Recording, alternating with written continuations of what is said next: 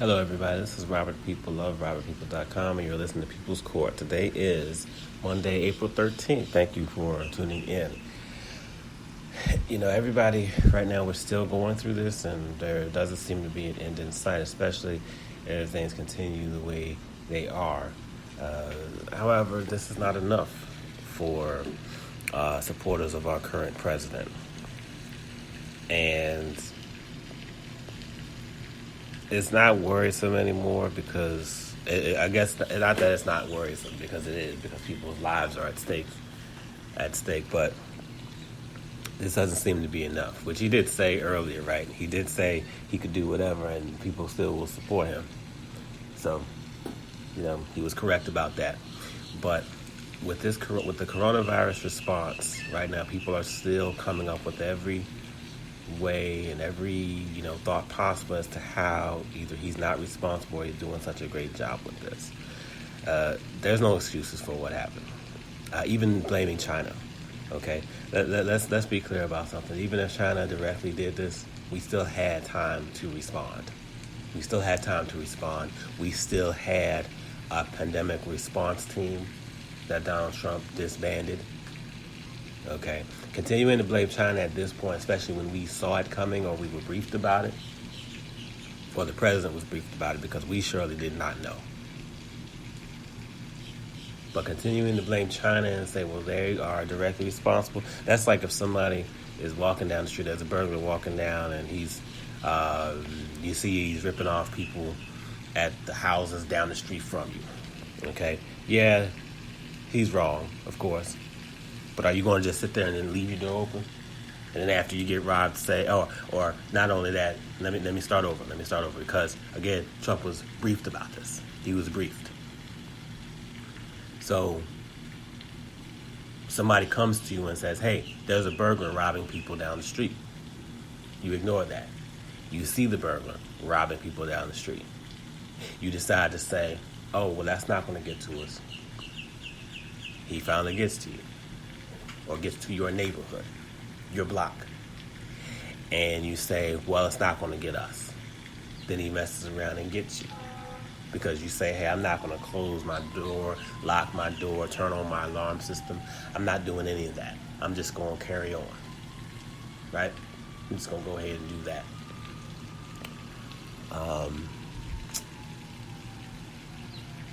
To me, that's exactly what happened here. If you got briefed, yeah, we can talk about where it started and who did this and who did that. But if you got briefed on it, if you were briefed on this, there's no excuse we didn't have a better response for it. It's that simple. No amount of excuses, and the excuses are still going to come no matter what. The excuses are going to happen no matter what. But there are no excuses. There's no excuse for this. We had the ability to stop it here. We still have the ability to stop it here.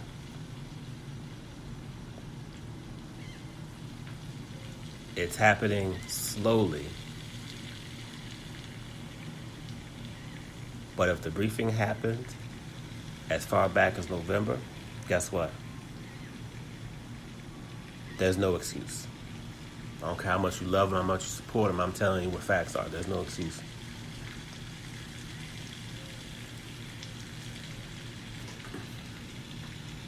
And on top of all that, we're continuing to excuse what he's doing. What doesn't alarm people, for one, the fact that he's still blaming others. After 3.5 years in office, he's still blaming other people. Well, let's say a little less than 3.5 years.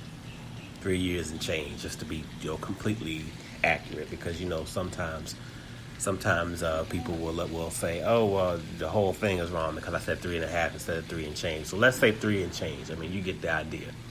More than damn 3. Way too long to be doing the stuff he's doing. Let's just put it to you that way.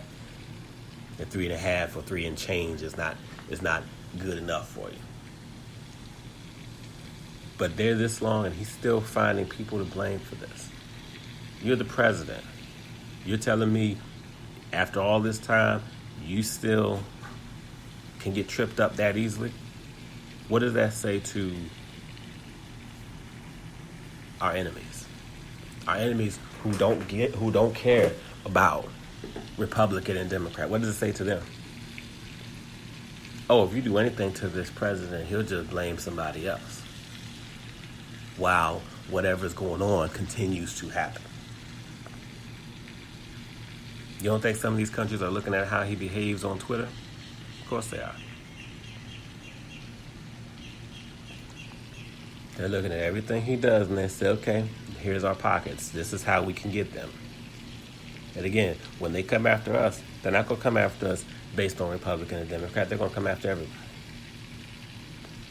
And folks are too hung up on trying to support Trump, or at least too proud to say they messed up by voting for him, that they're willingly not seeing it, or they really don't. They're really brainwashed to the point where they just don't see this.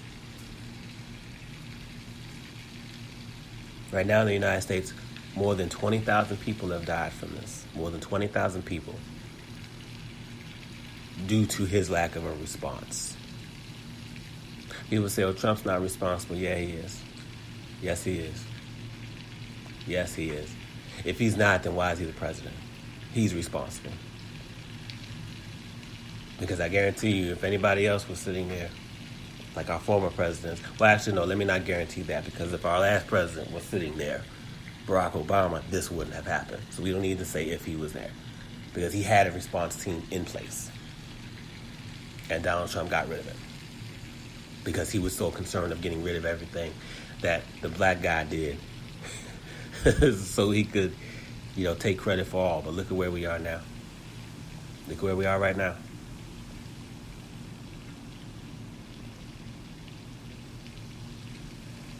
I'm not going to worry. China could be this or that, and I got all that.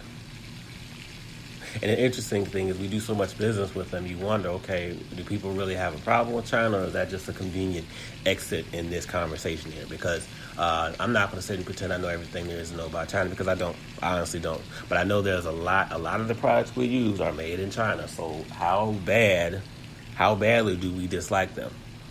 How big of a problem are they if we're still using products that are made there? Oh, yeah, I've heard people, in their calls to stop using products in China, but it's not working because stuff is made in China. Let me look. I'm sitting out on my patio right now, and a small bookshelf is out here. And the first thing I picked up, a little voice recorder that I've used when I was in the Army still, says what? Made in China. I know I can't physically show you this stuff. But it is. At some point, if you want to reach out to me on social media, and I will take pictures and I will show you this stuff if you really want to see it that badly. Here is another recorder, like an older one that someone loaned me. I ended up not needing this one, but they gave it to me to help. This person gave it to me to help, so that was appreciated until I was able to get my own. This one made in China as well. Let's look at this. This looks like a business card holder. It doesn't have anything written on here, so benefit of the doubt on that one. Let's see here. Let's look at this thing. This is a compact stapler. It says, this one's Taiwan. Okay, so not everything. I didn't say everything, of course, but this one was made in Taiwan. So you get the idea. We're still using China's products. So while it seems like a good and convenient exit, the question now is, so what do we do about it? I'm not worried about arguing with people about whether China is responsible or whether they hid this or lied about that. That's all fine and well. We can get on board with that all day. But then the question is, what do we do now? A burglar's on your street. Do you just kick back and twiddle your thumbs and say, oh, well, the burglar's going to get us anyway. If anything happens, it's their fault? Or do you say, you know what? I'm protecting my damn family. I want to protect my family. When my family and I are walking around or we're out in public or doing whatever and something looks dangerous, I tell them, hey, watch yourselves. And then I'm ready to defend them. It's not let's just leave them out there and say, hey, well, you know what? It was that other person, so, it is what it is. Yeah, you can blame them all day, but again, what do you do?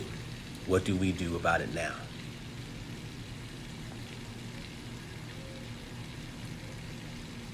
Because we're talking about a crisis here, a pandemic. And as much as China might be responsible, because right now people are just buying whatever's put out there, but as much as China might be responsible, what does that say that we have a president who can't handle stuff like this without placing blame somewhere? Without placing blame.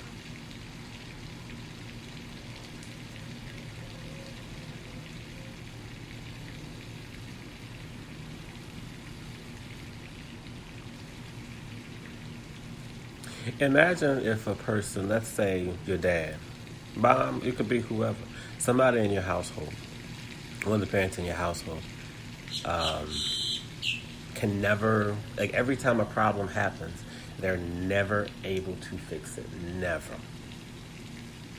I mean, absolutely. They don't know how to, not only do they not know how to fix it, because everybody is not, everyone is not a handy person. Okay, so everybody can't whip out tools and just fix everything and make miracles out of everything that comes apart. I understand that. But let's say they don't even go through the process of knowing who to call or calling the right people. Imagine that. They don't know and they don't call anyone. They just leave everything. What would you think of that person? Why does the president think that he has to know everything? He makes it painfully obvious that he doesn't. But the thing is, he doesn't have to know. He doesn't have to know. That's what you have experts for. Let them take it. Let them take the fall. Let them take all the heat for everything. Let them work.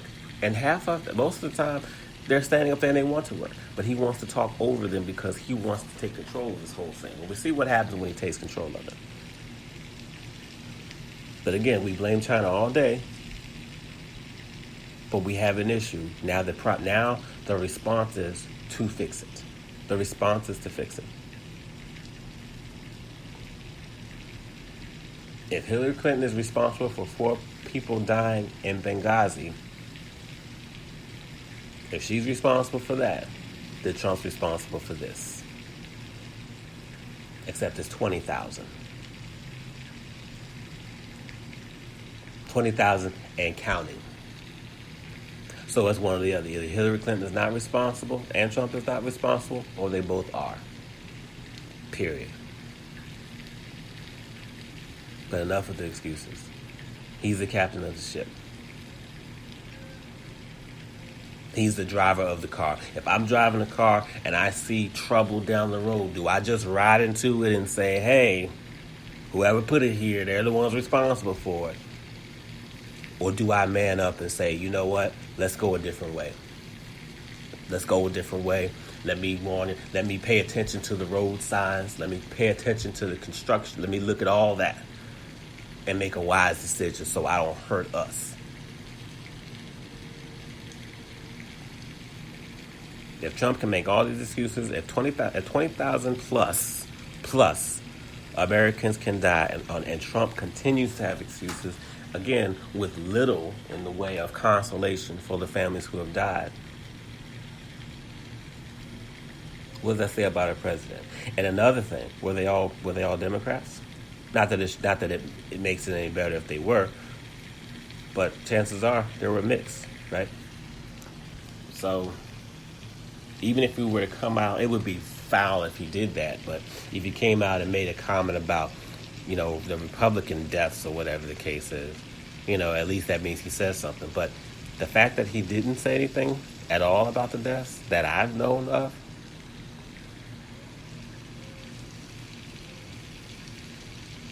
there's no excuse for that.